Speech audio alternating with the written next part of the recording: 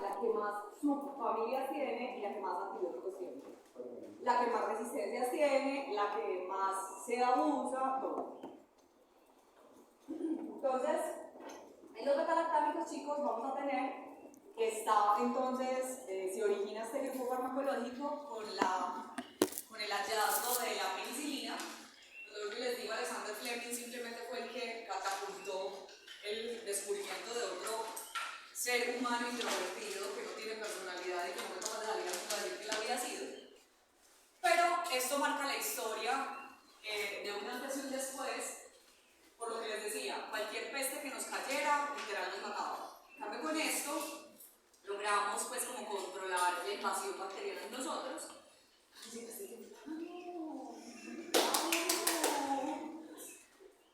Para, digamos, controlar peste negra, todas esas cosas que empezaron a salir. Entonces nos vamos a basar, vamos a empezar explicando todo el grupo de los beta-lactámicos a partir de las penicilinas, que es la primera molécula que sale. Y a medida que veamos los subgrupos que salen, vamos a hablar de las modificaciones que se le fueron haciendo a la penicilina original. ¿Listo? Entonces, tenemos que la penicilina originalmente está compuesta pues por estos anillos de tiazolidina, que eso pues, que es la estructura química como tal, que eso literal a uno pues en clínica le importa un fundido, uno no va a decir, voy a mandar un anillo, dice, o sea, unido, pero reciben el nombre de beta-lactámicos porque la estructura química tiene un anillo activo de beta-lactámico, por eso se llaman beta-lactámicos. Todos los que pertenecen a este grupo tienen ese beta-lactámico dentro de la estructura química. ¿Listo? Tenemos entonces que el primero que sale es la penicilina y el primer grupo sintético que sale a partir de esas penicilinas, donde corrigen un montón de errores, es el grupo de las cefalosporinas, a donde pertenece la famosa cefalexina, por ejemplo. Tenemos entonces que yo puedo tener en estos beta-lactámicos unos que se llaman monoatómicos o monobactámicos, que básicamente es el anillo de beta-lactámico solito, que es otro grupo de antibióticos. Pero es tener en cuenta que todos tienen ese beta-lactámico unido a diferentes estructuras y eso hace que varíe el grupo, la subfamilia del beta-lactámico. ¿Listo? Entonces, en características cosas importantes, inicialmente las penicilinas salen como ácidos orgánicos débiles, es decir, van a tener un pKa por debajo de 7, pero cercano a 7, o sea, no va a tener un pKa de 4, de 3, no, por lo general es de 6, 6,5, es ácido, pero muy cercano a 7, que lo mezclan con diferentes sales de potasio o de sodio, para cambiar básicamente la vida media del medicamento. O sea, cuando a mí me dicen una penicilina potásica o una penicilina sódica, es que viene acompañado de sodio, viene acompañado de potasio y te da un proceso de mayor duración. Por lo general la potásica te da un tiempo de acción un poquito mayor que la sódica. Pero la penicilina, como es una molécula literal muy sencilla, una molécula fácil de procesar por el hígado, una molécula fácil de eliminar por el riñón, se tiene que administrar casi que cada 4, cada 6 horas. O sea, y la administración no puede ser oral porque se desactiva de una ante el ácido gástrico. Cuando llega, el ácido gástrico acaba con el medicamento. Entonces, son medicamentos que se manejan de forma parenteral y que si yo lo quiero manejar de forma parenteral, me toca estar inyectando al paciente casi que cada 4, cada 6 horas. Entonces, de aquí es de donde surge la famosa penicilina larga acción, que es la que viene con procaína. Cambia la vía de aplicación, ya no se aplica intravenosa, sino intramuscular. Para ya no tener que aplicar cada 4, cada 6 horas, sino para aplicar cada 12 horas, cada 24 horas o cada 48 horas, según pues como el manejo químico que le dan a la molécula.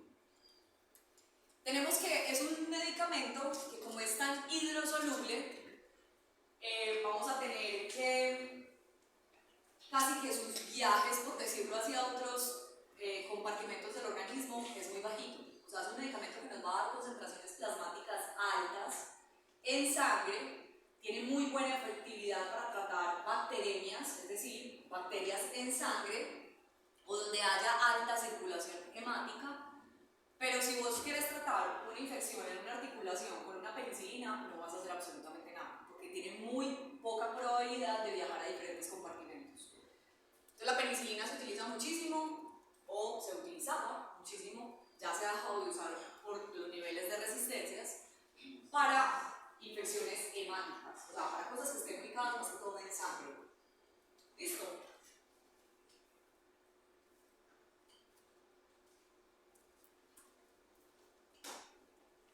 La penicilina original, como no es una molécula liposoluble, no tiene su capacidad de atravesar barrera hematoencefálica, no es capaz, no llega bien al sistema nervioso central, pero, como les dije, logra llegar a lugares donde haya un buen aporte sanguíneo o una tasa, digamos, de filtración o de vasos sanguíneos, por decirlo así, alto.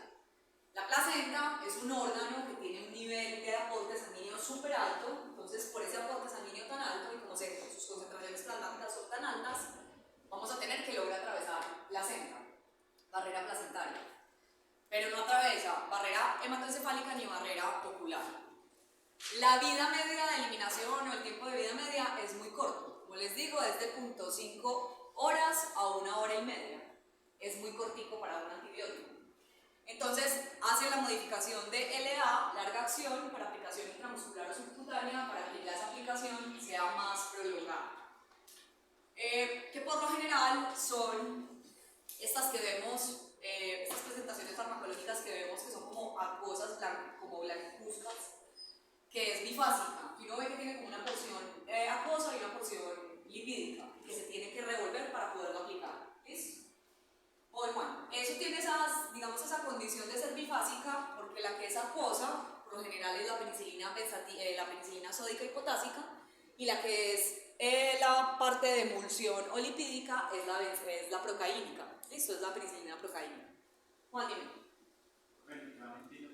Dura muy poco en sangre. ¿Por qué? Porque la vida media es tan corta. Porque es súper hidrosoluble. Entonces el riñón la coge y la saca de una. Y no tiene como una afinidad muy alta. O sea, tiene afinidad de unión a proteínas, pero la unión como tal no es una unión covalente resistente, sino que es como muy débil, entonces se suelta súper fácil. Entonces el riñón la coge y de una la saca. De hecho, para infecciones urinarias sirve o servía porque alcanza concentraciones urinarias altas porque sale muy rápido por riñón. Sirve para glándula mamaria porque en la glándula mamaria tenemos alta circulación de sangre para la producción de leche. Y pasa placenta por esto. Pero se va así, básicamente porque es súper hidrosoluble y el metabolismo hepático es casi que nulo, el de la penicilina. De hecho, es un medicamento que para un paciente que tenga una hepatotoxicidad sería una buena opción, porque el hígado no va a esforzarse tanto. Penicilina rasa, ya después de todos los otros, sí vamos a tener un esfuerzo un poco mayor. De hecho, aquí en esta diapositiva hablamos de eso. El metabolismo hepático es nulo, o sea, no tiene, tal cual usted administra una penicilina, tal cual sale la penicilina por el miau, la orina. Si yo quiero hacer el análisis de las orinas, voy a encontrar la penicilina, no para que la volvamos a inyectar y a recircular, no somos tan puercos, pero sí. Se excreta por orina de forma activa, penicilina tal cual. Entonces por eso sirve para infecciones urinarias, siempre y cuando el patógeno sea sensible a la penicilina, y eso ya no pasa. O sea, no hay un patógeno sensible a la penicilina, o sea, la penicilina y los dichos son parceros ya, o sea, son amigos del alma. Y la eliminación a nivel renal se hace por filtración, la gran mayoría, y un pequeño porcentaje por secreción tubular. Entonces, realmente al órgano al que más va a atacar va a ser el riñón, ¿listo? Porque se elimina por ahí. Pero tampoco pues que uno diga, tengo una alteración renal, no le puedo dar penicilina. No, se le puede dar también pues, no muy relajado, pero sí se le puede manejar, ¿listo? Tenemos entonces que el grupo de los beta-lactámicos, por su mecanismo de acción, que es inhibición de la formación de la pared bacteriana, es un antibiótico o son antibióticos que tienen como efecto en la bacteria ser bactericidas. ¿Listo? El objetivo es ser bactericidas, pero aquí ellos van a tener la capacidad que de acuerdo a la cantidad de antibiótico a una concentración, digamos baja, pero una concentración mínima ideal, puede ser bacteriostático y a una concentración más alta puede ser bactericida. Y eso va a permitir jugar un poquito con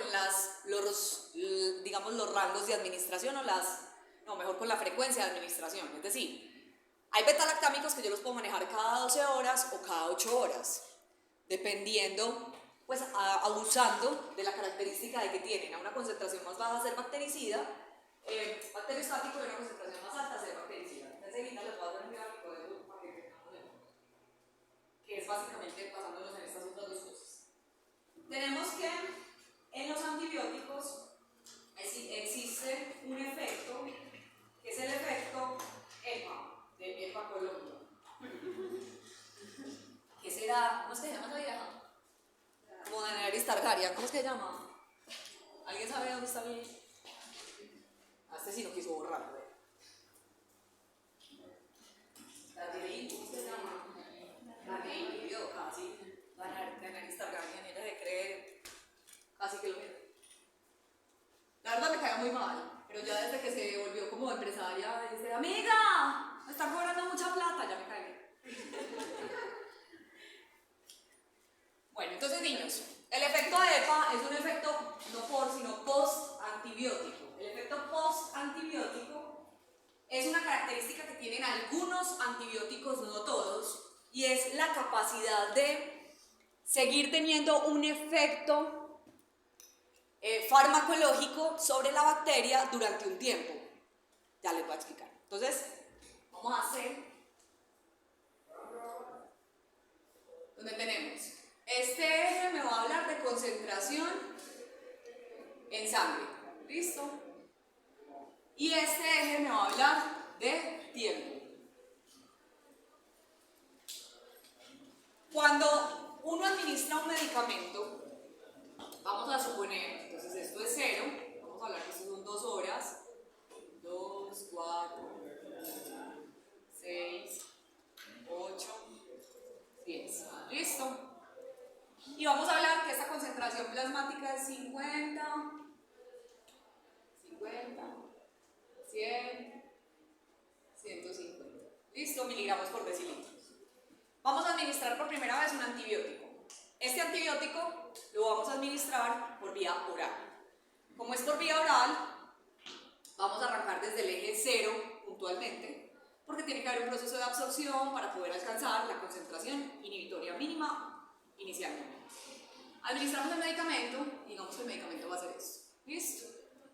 Este antibiótico necesita, para tener el efecto como tal, o para empezar a hacer un efecto, necesitamos que llegue a 80 miligramos por decilitro. Es decir, que llegue a este punto. En este punto vamos a tener que este antibiótico beta-lactámico, puntualmente porque estamos hablando de beta-lactámicos, va a cumplir con iniciar la concentración inhibitoria mínima. Es decir, a las 2 horas de yo haber administrado este antibiótico X, voy a tener pausa del crecimiento bacteriano. En este momento las bacterias se dejan de reproducir y el sistema inmunológico arranca a decir, vamos con toda, ¿cierto? Pero resulta que es un beta-lactámico, entonces realmente el efecto bacteriano de él es ¿cuál? Es bactericida, ¿cierto? El efecto bactericida va a ser asiento, vamos a ver, llegamos por acá, vamos a 200, porque si no, está muy intoxicando el mar. El efecto bactericida va a ser este, hay preguntas, acto de efecto. A ver, ya, vamos a pulir la curva. Y ya. Acto de efecto. Digamos que la motricidad fina del dibujo no es lo mismo. Entonces, tenemos que aquí 4, más o menos acá digamos que son 5 horas. ¿Listo? En este punto que estoy superando la concentración bactericida mínima es en el momento en el que las bacterias van a empezar a morir por el efecto del antibiótico. ¿Listo? Entonces yo tengo este antibiótico que es un beta-lactámico y lo empiezo a administrar, a las 2 horas empiezo a tener efecto bacteriostático porque supero la concentración inhibitoria mínima. Y resulta que cuando pasan las 5 horas de haberse administrado, voy a empezar a tener el efecto bactericida porque supero la concentración bactericida mínima, plasmática. ¿Listo? ¿Qué pasa? Esto pasa muchas veces. El efecto bactericida me dicen que va a durar básicamente como 2 horas, aquí 7 horas. Es decir, el antibiótico en sangre va a matar bacterias realmente durante 2 horas. El resto del tiempo, por aquí tenemos 10, vamos a tener que tener un efecto de pausar el crecimiento bacteriano y que el sistema inmunológico de ese paciente logre también matar las bacterias. ¿Listo? Entonces, este antibiótico, ¿cada cuánto lo tengo que administrar? Para mantener siempre las concentraciones por encima de la concentración inhibitoria mínima. Si yo dejo que el tratamiento me baje las concentraciones por debajo de 80, puedo despertar resistencias bacterianas. Y por eso les digo que uno tiene que ser tan religioso, tan juicioso con la administración de ciertos antibióticos. Si este antibiótico se demora 2 horas en absorberse, en pasar de estómago a sangre, resulta que a las 10 horas ya bajó. Si lo empiezo a administrar a las 10 horas, va a pasar esto. Miren que se va a entrecruzar por debajo de la concentración inhibitoria mínima. Aquí hay un error terapéutico. Y aquí la bacteria dijo, brutas, nos están atacando, arranque a sacar el casco y la espada. ¿Listo? Entonces, realmente yo cuándo tendría que administrar este medicamento. Si son 2 horas y a las 10 horas estamos bajando, lo tengo que administrar cada 8 horas. Para hacer esto. Que se cruce en este punto, nunca se baje y se mantengan las concentraciones plasmáticas por encima de la concentración inhibitoria mínima. ¿Listo? Eso es lo primero que les quería explicar. ¿Se entiende? Porque ya explicando esto vamos a explicar efacología. ¿Me vuelves a explicar arriba cuando actúa como bactericida? Cuando te supera la concentración bactericida mínima, que es en este caso a las 5 horas, Salo, quiere decir que entre las 5 y las 7 horas más o menos, pues estamos haciendo ahí un cascumen ahí hecho a la carrera, va a tener solamente, en ese espacio de tiempo, solamente va a ser bactericida. El resto del tiempo, o sea, el resto del rango, voy a hacer aquí unas rayitas así como para que no me vieran. Solamente en este rango voy a hacer bactericida. Pero entre este rango y este rango voy a hacer bacteriostático. Voy a tener controlada la infección, sí, pero en este pedazo voy a tener pausa del crecimiento aquí, pausa del crecimiento, pausa del crecimiento. Y solamente en este rango de tiempo voy a matar realmente las bacterias. Pero el antibiótico es bactericida, porque así sea 1 sola hora, 2 horas, 3 horas, 14 horas, porque eso cambia, tiene efecto bactericida. Entonces por eso los que son bactericidas siempre tienen un efecto bacteriostático, porque empiezan una concentración en la que bloquean el crecimiento, como chavo, párate, y siguen a alcanzar un punto en el que matan la bacteria y vuelven y bajan. ¿Listo? Este efecto bacteriostático que dan los bactericidas es el efecto que nos va a permitir hacer el efecto post-antibiótico. ¿Listo? Ya les voy a explicar por qué. Pero solo si existe esa concentración. Pues en este caso tiene que superar los 200 miligramos. Digamos que acá pudo haber pasado, porque esto también puede ser dosis dependiente. Resulta que el rango de dosis de este antibiótico, supongamos que es una ampicilina, el rango de dosis de la ampicilina es de 15, casi que hasta 30 miligramos por kilogramo. Si yo tengo que la carga bacteriana no es muy alta y utilicé 15 miligramos por kilogramo, puede estar pasando esto. Es muy poquito lo que supera la concentración bactericida mínima. Pero si yo utilizo un 25 miligramos por kilogramo, esto puede que se dé así. Mucho más prolongado durante más tiempo por encima de la concentración bactericida mínima. Entonces por eso las dosis también son importantes. Y por eso yo tampoco, si tengo digamos un crecimiento bacteriano, se los hablo desde la parte urinaria, donde yo tengo 10.000 unidades formadoras de colonia, eso es poquito. Si tengo 10.000 unidades formadoras de colonia, pues puedo utilizar una dosis baja. Pero si tengo más de 100.000 unidades formadoras de colonia, pues entonces utilizo 25 o 30 para tener más tiempo de efecto bactericida, porque eso también va de la mano con eso. ¿Listo? ¿Se entiende? Dime, Gabriela. Entonces la dosis depende de la cantidad de bacterias, pero también de la bactericidad. Sí, claro. No es lo mismo una Proteus que una E. coli, que una Klebsiella o esas que es como una cosa rara que tiene que ir uno a buscar porque uno ni sabe que existía. Entonces, esto es lo primero. Segundo, cuando estamos hablando del efecto post-antibiótico, vamos a borrar esto y a volver a graficar. Ay, qué chévere, este rojo no sale.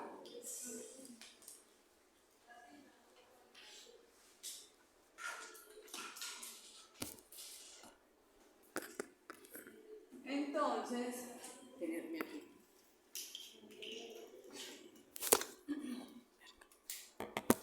Entonces, el efecto post-antibiótico es que este como que marcador, pero que no quiere funcionar.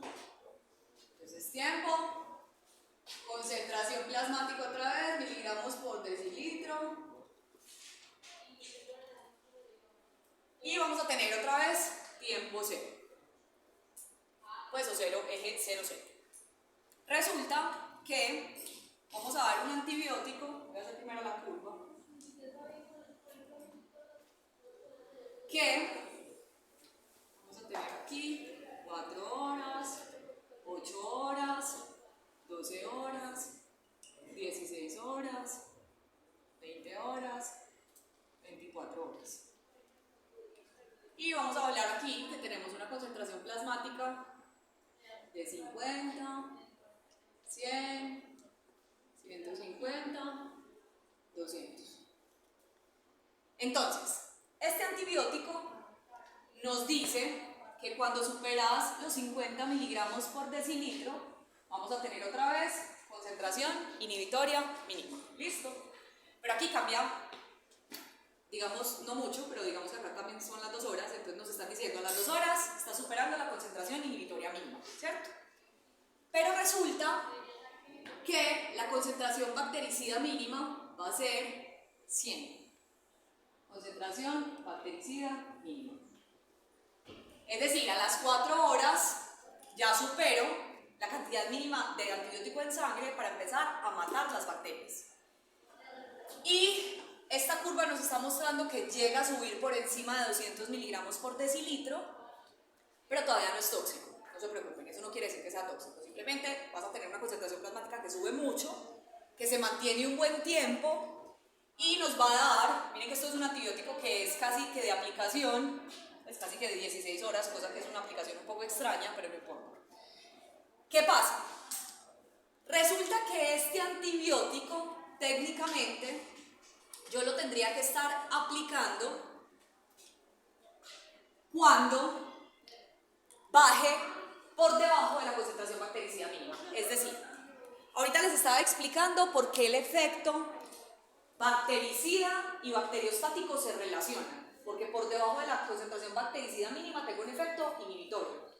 Pero realmente cuando vamos a la clínica y cuando sale un medicamento al mercado, si te dicen que es bactericida, te tratan de mantener las concentraciones por encima del efecto bactericida. ¿Listo? Entonces te dice, si vos querés tener un efecto bactericida, el objetivo, eso no es esto ni nada de la medicina que se está acabando. Si quieres mantener el efecto bactericida, yo tengo que administrar el medicamento antes de que llegue a este punto. Se demora 4 horas en llegar, o sea que lo tendríamos que administrar a las 16 horas para que haga este cruzamiento y mantener las concentraciones por encima de la concentración bactericida mínima y tener el efecto bactericida sobre la bacteria lo más efectivo posible. Resulta que este rango que hay acá, que es entre la concentración inhibitoria mínima y la concentración bactericida mínima, es lo que me permite el efecto EPA, que es el efecto post-antibiótico. ¿Qué es eso? A mí este antibiótico me puede dar la posibilidad de tener más o menos 20 horas, 4 horas. ¿Cuánto pasa entre 20 y 4 horas? 4 horas. Tengo 4 horas de colchón en las cuales, si se me pasa la administración del medicamento 2 horas, no va a pasar nada. ¿Por qué? Porque el efecto bactericida no va a estar, pero el efecto bacteriostático va a estar. Y todavía no ha bajado por debajo de esta concentración, que es la más importante. Si se pasa por debajo de esta concentración, ahí sí poseemos problemas, porque ya no hay un efecto bacteriostático ni bactericida y las bacterias ahí sí como que reviven y resucitan. Entonces les voy a poner el ejemplo más puntual. La ampicilina, esto es algo que nosotros como médicos lo conocemos y que el tutor no tiene por qué saber, porque donde él sepa que tiene un espacio de 4 horas para moverse y administrar el antibiótico, termina metiendo las patas. A lo que voy con esto es, cuando uno está en un hospital, y aquí ya hay un testigo de Jehová, que cuando uno está en un hospital, uno hay veces hacer un tratamiento puntual a la misma hora, y a veces es casi que imposible, porque uno tiene no un paciente hospitalizado, uno tiene 15, 20 y 30 pacientes hospitalizados, ¿cierto? Entonces, el antibiótico que es la ampicilina puntualmente es la que cumple con este comportamiento. La ampicilina tú la puedes administrar cada 12 horas y cada 12 horas vas a tener que tiene un efecto bactericida súper bonito. Pero te da un efecto de colchón de 2 a 4 horas. Es decir, si yo administro el medicamento a las 8 de la mañana y lo administro a las 8 de la noche, maravilloso. Pero si lo administro a las 10 de la noche, en ese momento ya no tengo efecto bactericida porque me bajé, pero no voy a estar empezando a despertar resistencias porque no estoy por debajo de la concentración inhibitoria mínima. Todavía estoy en este rango, entonces lo puedo administrar. Y eso me permite movilizarme tranquilamente con los pacientes. Entonces uno le dice al propietario, 8 de la mañana, 8 de la noche. Si el propietario lo da a las 8:30, porque ninguno te lo va a dar a las 8, pues hay algunos que sí son extremadamente cuadriculados. Pero por lo general, 8, 8:15, 8:30, 8:45 y se mueven por ahí. El efecto post-antibiótico permite que ese movimiento se dé sin bajar por debajo de la concentración inhibitoria mínima. Pero no estás por encima de la concentración bactericida mínima. Es decir, no estás matando bacterias, pero no están creciendo. Ahora, este efecto post-antibiótico se vuelve más importante en otro grupo farmacológico que es en los aminoglucósidos, que va a permitir, por ejemplo, la amicacina tiene un efecto post-antibiótico de 18 horas, es súper prolongado. Ese efecto post-antibiótico de 18 horas me permite a mí decirle a un tutor, vamos a aplicar la amicacina una vez al día sin ningún problema. Si vamos a la farmacocinética del medicamento, el medicamento se administra cada 12 horas, pero es intramuscular, no hay forma, digamos, de aplicarlo de otra forma. Es doloroso y esa veces es necesario. Entonces, para manejar un paciente mejor, yo le digo al propietario, lo vas a traer todos los días a las 8 de la mañana porque le vamos a aplicar el antibiótico, porque la amicacina, como tiene un efecto postantibiótico de 18 horas, nos da la ventaja de aplicarlo una vez al día. Entonces, con eso se juegan las dosificaciones. No todos los antibióticos tienen efecto postantibiótico. Los betalactámicos tienen efecto postantibiótico de 2, 4, máximo 6 horas. Es muy cortico, pero realmente eso nos sirve a nosotros en clínica a uno decir que si se me pasó el antibiótico de 8 de la mañana a 9 de la mañana, no pasó nada. O sea, lo puedo aplicar y no voy a generar una resistencia. Pero un propietario no le va a decir, no, tranquilo, te puedes morir en un rango de 4 horas, porque terminan metiendo las patas. Y hay unos pocos antibióticos que vamos a mencionar y que les voy a decir, este man no tiene efecto postantibiótico ni de mierda. O sea, hay que aplicarlo sí o sí, 8-8, porque se nos pasa un minuto y generamos un problema. ¿Listo? Dime, Gabriela. Profe, me confundí con el de 18 horas. Dime. Entonces, porque 18 horas sería que después de que termine la concentración. Aquí, bactericida mínima, Tengo 18 horas. tienes 18 horas por encima de la concentración inhibitoria mínima. Entonces, casi que me da, si el propietario un día no puede, al siguiente que llegue más temprano, pues día por Sí, exacto. Tú puedes jugar con eso. Entonces, yo aplico el medicamento hoy a las 8 de la mañana y tiene el efecto bactericida casi que de más o menos 12 horas. Y a partir, normal, y a partir de esas 12 horas, porque es cuando tienes que volver a aplicar, porque realmente la aplicación de la amicacina es cada 12 horas. Entonces, yo aplico a las 8 de la mañana, a las 8 de la noche tengo que volver a aplicar. Como es de aplicación intramuscular, no tiene casi este rango de tiempo, porque se está aplicando directamente al músculo y del músculo a la sangre es minutos, básicamente, ¿cierto?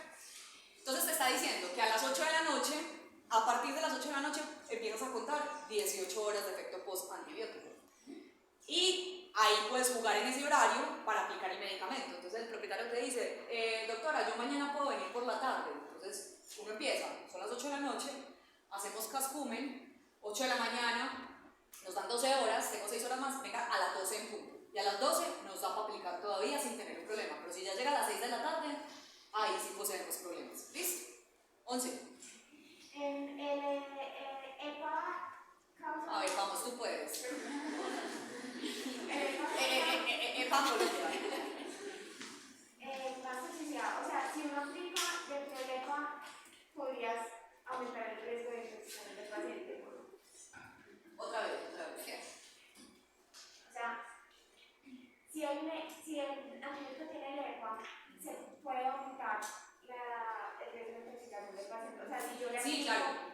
Sí, digamos que el hecho de tener un efecto postantibiótico prolongado hace dos cosas. Uno, el antibiótico tenga mayor afinidad por tejido, ¿cierto? Es decir, se está quedando más tiempo en el lugar donde va a actuar y que el antibiótico sea más difícil de eliminar. De hecho, la amicacina es altamente nefrotóxica y ototóxica. La ampicilina, que solamente tiene un efecto postantibiótico como de 4 horas, es un antibiótico súper sencillo, es un antibiótico que es poco, digamos, poco tóxico.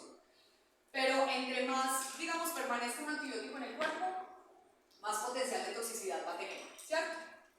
Entonces, aquí hay que tener en cuenta estos rangos y lo que quiero que entiendan es que el efecto postantibiótico es que se pierde el efecto bactericida, pero se mantiene el efecto bacteriostático. Cuando ya pasa por debajo del efecto bacteriostático, ya sí ahí estamos metiendo las patas y se va a realizar probablemente una resistencia bacteriana.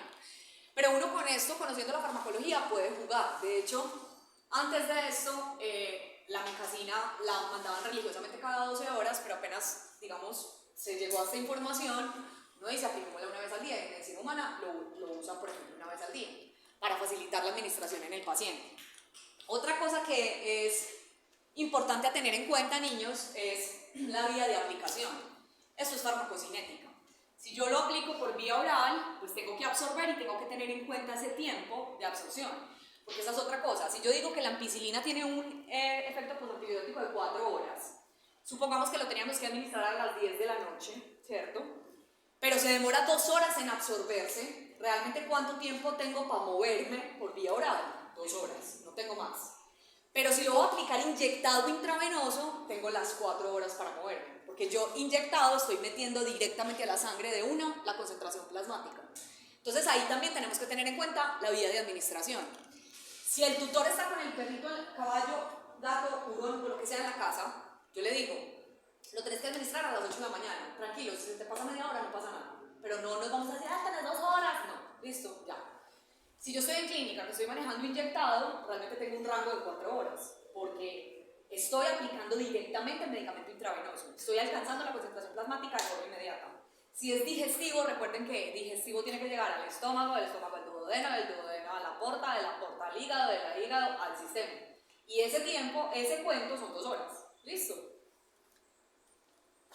Bueno, entonces, eso es lo que va a variar como la variación de administración o la frecuencia de administración.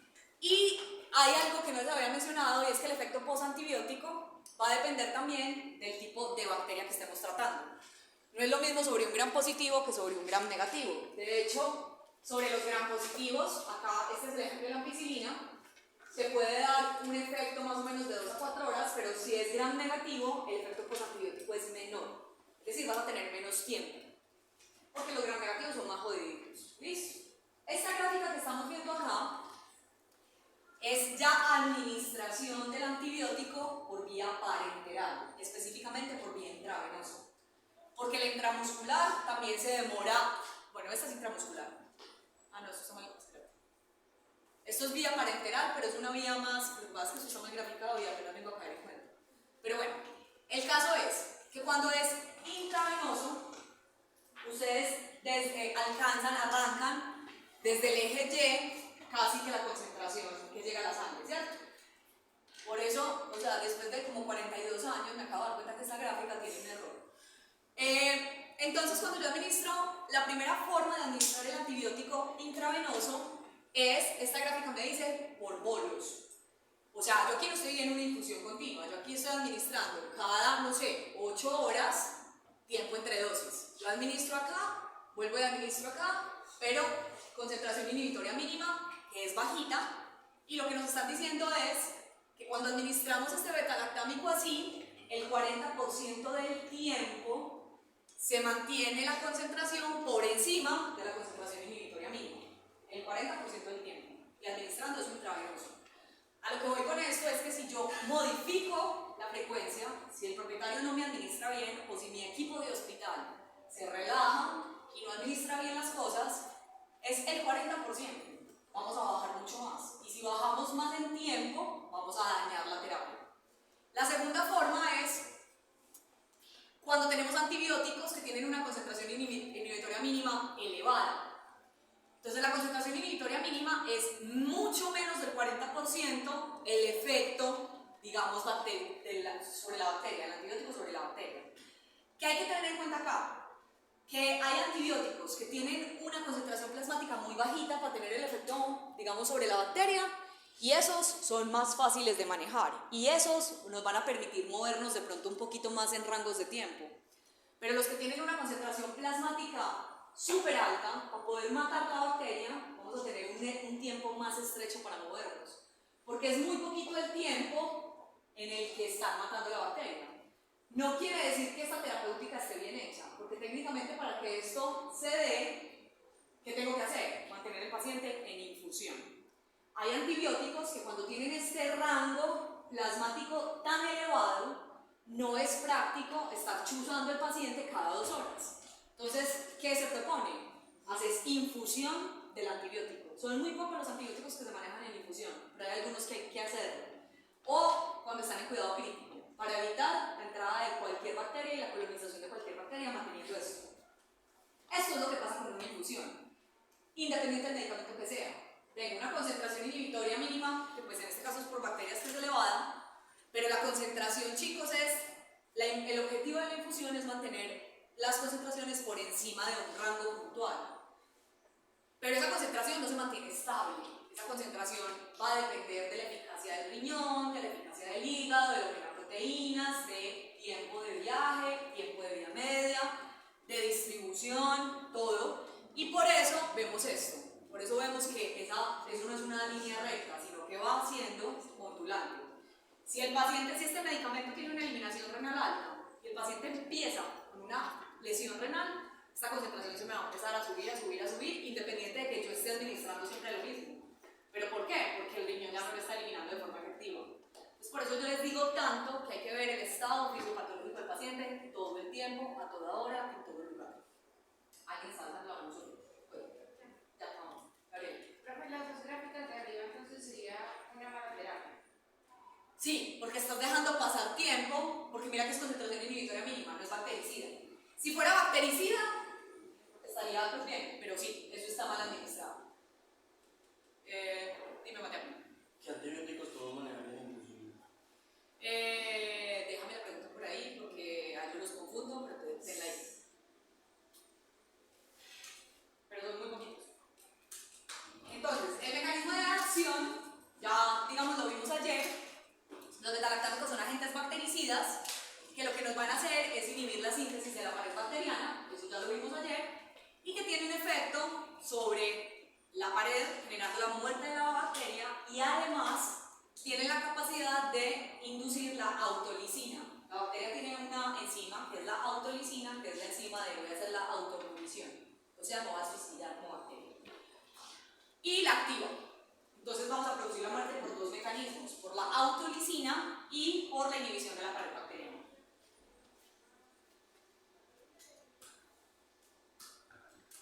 Entonces, esto es un recorderis de las paredes. Recuerden que el gram negativo solamente tiene una capita de peptidoglicanos, el gram positivo tiene muchas capitas de peptidoglicanos. Y recuerden que el mecanismo de acción de los beta-lactámicos es sobre los peptidoglicanos. Entonces, el espectro de acción es más para gram positivos que gram negativos. Una penicilina para una E. coli es un insulto, porque la penicilina básicamente le gusta el peptidoglicano y ya.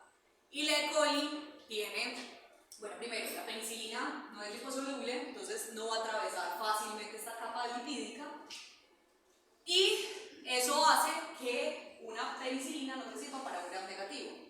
¿Por qué sirve para infecciones mamarias? Porque es por estafilococos y estreptococos que son gram positivos, ¿cierto? Que llega gran cantidad de sangre allá. Pero si por X o Y motivo yo tengo en una glándula mamaria de un bovino, una Proteus, una Klebsiella o hasta un E. coli, una penicilina no hace nada. ¿Listo? Entonces el espectro de acción de las penicilinas iniciales, originales, es gram positivas. Y eso es un error muy frecuente, que uno ve que están sospechando de una Klebsiella o algo gram negativo y le mandan penicilina. O sea, no estás haciendo nada. ¿Listo? ¿Y la procaínica no podría servir un poco más para las gram negativas por ser emulsión? No, Porque la procaína lo que te está haciendo es que el antibiótico Perdure más. dure un poquito más, pero el antibiótico sigue siendo el mismo. Entonces no te ayudaría a eso. Entonces, acá les vuelvo y les dejo la imagen del mecanismo de acción, que es la inhibición de los peptidoglicanos por bloqueo del PVP, PLP o POP, que es el punto de unión a la penicilina. ¿Listo? Recuerden que se desestabiliza y me genera la muerte. Entonces, inhibición de la pared bacteriana, hace el PLP, que es una penicilina ligada a la proteína ligada a la penicilina. Existen diferentes tipos de PLP, PUP, POP. ¿Listo? Y esto hace que algunos antibióticos tengan mayor afinidad que otros, porque esos PLPs, como lo que les decía yo ayer, son diferentes marcas de cemento. O sea, hay Cemex, hay Argos y no me sé más marcas de cemento, hasta allá no llego, pero hay más marcas de cementos para eso. ¿Listo? Y básicamente lo que se hace al bloquear esto es bloquear transpeptidasas. Las transpeptidasas son las que realmente generan la unión de los dos peptidoglicanos para formar la pared bacteriana. Y al bloquear ese PLP, pues no se produce esa transpeptidación. ¿Listo?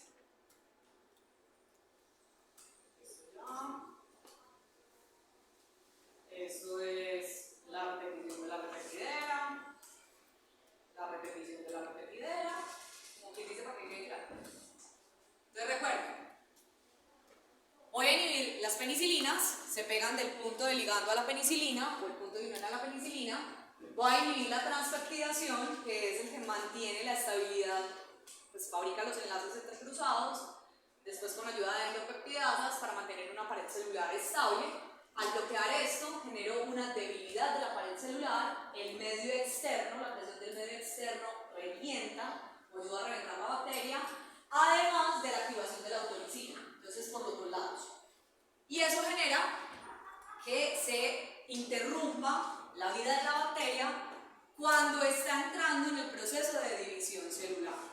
Entonces se acuerdan que ayer les dije, mucho cuidado mezclar antibióticos que son bacteriostáticos con bactericidas, pero no es que lo del efecto que estamos hablando, sino dos grupos de antibióticos distintos.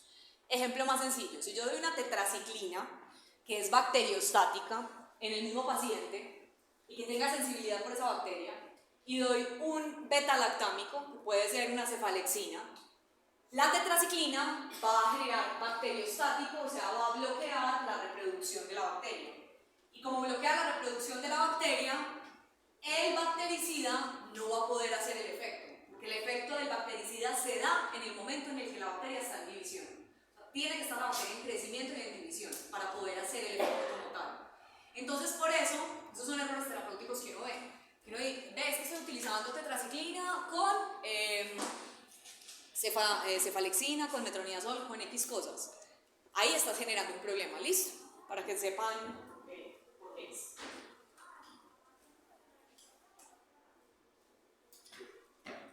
Esa es la cara de ustedes en lo que están sumando unidades internacionales, o la cara de ustedes ayer con los grupos de los antibióticos. Entonces, les pongo la repetición de la repetidera. Si no les queda claro ese mecanismo de acción, por favor vamos todos y nos tiramos cojitos de la mano del último piso de la universidad. La penicilina se une del PLP, es más efectiva en la división celular para obtener la acción farmacológica del efecto bactericida. ¿Listo? Y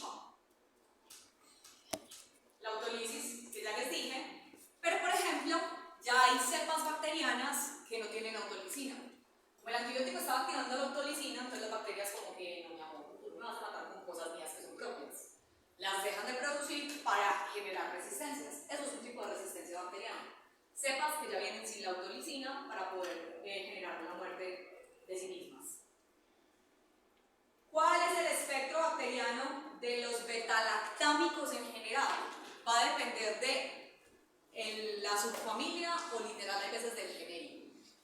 Pero si hablamos de penicilina raso, con todo lo que hemos visto del mecanismo de acción, ¿es sobre cuánto? Gram positivas. Gram negativa no le para bolas. Acuérdense que tiene peptidoglicanos gruesos, el gram positivo. Y lo que van a desbaratar son esos peptidoglicanos. O sea que es más efectivo sobre gram positivas. Pero a medida que los grupos fueron avanzando, que ya vamos a hablar de esto también, empiezan a cubrir más gram negativas, espiroquetas, para ir ampliando su espectro de acción. Pero no tiene ninguna acción sobre el micoplasma no te cubre ni clamidias ni riquecias por la estructura bacteriana de esas, porque no tienen esa pared bacteriana ni esa pared de peptidoglucanos. Listo, simplemente por eso. Pero ese genérico, vamos a ver que hay genéricos que los van arreglando y van cubriendo más espectro de acción. Pero acuérdense que el objetivo de uno como médico no es coger un antibiótico de amplio espectro. El objetivo de uno como médico es tratar de saber cuál es el bicho exacto en el lugar exacto para utilizar el antibiótico exacto y no matar todas las bacterias del paciente. ¿Listo? Dime. El de la microbiota idiota. Ah, pero lo venden en la nacional. Es demasiado bueno.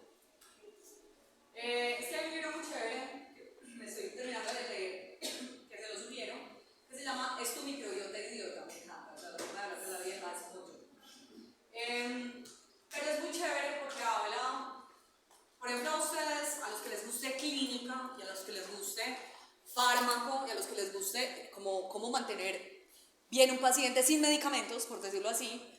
Esa señora habla mucho de eso. Ella es más preparada que un yogur. Es una vieja que es irlandesa, yo no sé, por allá, de Finlandia, por allá, nórdica. Es vikinga, al fin y al cabo, y vive en España. Y habla muchísimo de la importancia de estudiar las cacas. O sea, ella dice, vamos a estudiar caquitas. Estudiar los bollitos del ser humano para ver el cambio de la microbiota de acuerdo a los medicamentos y a las exposiciones de toda la vida de la persona. Entonces es muy chévere porque, por ejemplo, ella habla mucho que los antibióticos salvaron a la humanidad, sí, pero son la cagada hoy en día por todos los problemas que tienen y porque te matan bacterias buenas, que son las bifidobacterias, y te colonizan lados a otras y empiezas con problemas digestivos de otro tipo. Entonces es un libro, niños, que es fácil de leer, el que le guste leer se lo recomiendo porque les aporta para la parte, digamos, de la vida, pero también para fármaco. Obviamente es de medicina humana, pero son muchas cosas que se pueden empezar a aplicar a largo plazo en veterinaria. De hecho, al que le gusta producción también, porque ahí, digamos que si yo tengo un bovino y daño la flora bacteriana del bovino, chao, ya no va a tener la producción que necesito. Entonces ella también menciona pues como cositas así. Sino que Sofía va a comprar el libro y ya no está. Entonces, el mecanismo de resistencia, chicos, es, primero, la mutación de que ya no tengo autolicina. Segundo, si la penicilina tiene como objetivo pegarse del PLP, pues lo que están haciendo las bacterias es modificar ese PLP. Están modificando el punto de unión a la penicilina, lo están cambiando. Entonces, el antibiótico llega y ya no encuentra el punto donde se tiene que unir. Y todos los otros mecanismos que vimos ayer, las bombas de flujo, cambio de permeabilidad, todo eso se está viendo muchísimo en betalactámicos. El que más se ha, digamos, estudiado son las betalactamasas, ¿listo? Que son esas enzimas que degradan el antibiótico. Entonces la producción de betalactamasas es el más importante y digamos que son tanto los gram positivos como los gram negativos que producen esas betalactamasas, que ayer hablamos pues de eso. Entonces ahora sí empieza Cristo a aparecer. La familia de las penicilinas, entonces, los betalactámicos tienen distintas familias. La primera familia que vamos a hablar de genéricos es los genéricos que pertenecen a la subfamilia de la penicilina, así se llama. O sea, la penicilina sale como genérico, pero la penicilina como tal es un grupito farmacológico que pertenece a los betalactámicos. Entonces, en las penicilinas vamos a tener que vamos a encontrar estos 5 grupos: las benzilpenicilinas, las aminopenicilinas, las penicilinas antiestafilocócicas, las penicilinas antiseudomónicas y los inhibidores de beta-lactamasas, que recuerden que ayer hablamos que esto no tiene un efecto sobre la bacteria, esto simplemente es una ñapa que viene con alguno de estos grupos para cuidar el antibiótico y contrarrestar las enzimas que degradan el antibiótico. Acuérdense que este es el casco, ¿listo? Este es el casco del que hablamos ayer. En las benzilpenicilinas vamos a encontrar principalmente genéricos, que son las penicilinas de las que hemos hablado: penicilina sódica, penicilina potásica, penicilina benzatínica, penicilina B. Cuando hablamos de penicilinas G, son la penicilina sódica, potásica y benzatínica. Ellas pertenecen a las penicilina G. Y penicilina B, que viene para vía oral, que es la única presentación que hay, y eso, pues, la verdad, así no lo uso. Entonces, ese es el primer grupo de niños que sale, ahí es donde pertenece la de Alexander Fleming, ¿listo? A la penicilina pertenece al grupo de las bencilpenicilinas. Pero resulta entonces que es un antibiótico que es poco práctico porque hay que administrarlo muy seguido e inyectado. Entonces, hacen una modificación de la estructura y surgen las aminopenicilinas. En las aminopenicilinas, entonces, resuelven el primer chicharrón. Puedo administrar por vía oral. Y es donde está la ampicilina y la amoxicilina. ¿Listo? Resuelven dos cosas. Puedo darlo parenteral o puedo darlo intravenoso u oral. Porque la penicilina, la ampicilina y la amoxicilina viene para administrar intramuscular, intravenosa o por vía oral. ¿Listo? Yo creo que todos ustedes en algún momento de la vida han tomado amoxicilina o ampicilina. Y resuelven la frecuencia de administración. Es una molécula un poco más liposoluble que va a permitirse que se administre cada 8 o cada 12 horas. Ya no cada 4 horas o cada 6 horas como el otro antibiótico. ¿Listo? Resulta que en este de las aminopenicilinas, pues ya lo vamos a ver, resuelven un poquito el espectro de acción también. No solamente se quedan en gram positiva, sino que abrazan un gram negativo. Y el gram negativo número 1 que abrazan es la E. coli. Aquí voy a hacer un paréntesis, niños. Cuando uno dice que un antibiótico es súper teso desde el punto de vista gram positivo, es porque te coge estreptococo. Cuando uno dice que un antibiótico es muy teso desde el punto de vista gram negativo, es porque coge pseudomonas. Cuando un antibiótico te coge pseudomonas es porque tiene muy buen espectro de acción sobre gram negativo. Cuando un antibiótico te coge muy bien estreptococo es porque te coge muy bien gram positivo. ¿Listo? Entonces la E. coli realmente es un gram negativo, pero no es el que marque la pauta sobre gram negativos. ¿Listo? Las aminopenicilinas te cubren un gram negativo llamado E. coli. Entonces el mierdero es en que esto empieza a generar resistencias y surge el grupo de las penicilinas antiestafilocócicas, que el objetivo es tratar bacterias que ya tienen resistencias a las penicilinas normales, estafilocócicas, o sea, es el estafilococo. Pero ya vamos a ver un poquito más. Después de este grupo dicen, oíste, pero esto solamente sigue teniendo espectro de acción sobre gram positivo, necesito tener algo que me dé espectro de acción sobre gram negativo. Y por eso generan las penicilinas antipseudomónicas, por eso les dije lo de la pseudomona. O sea, que te cubren gram negativos. Y los inhibidores de las beta-lactamasas, como ya les dije, surfactantas o bactam o ácido clavulánico, es un casco que puede venir con la penicilina antipseudomónica, antiestafilocócica o las aminopenicilinas. ¿Vienen acompañando alguno de esos?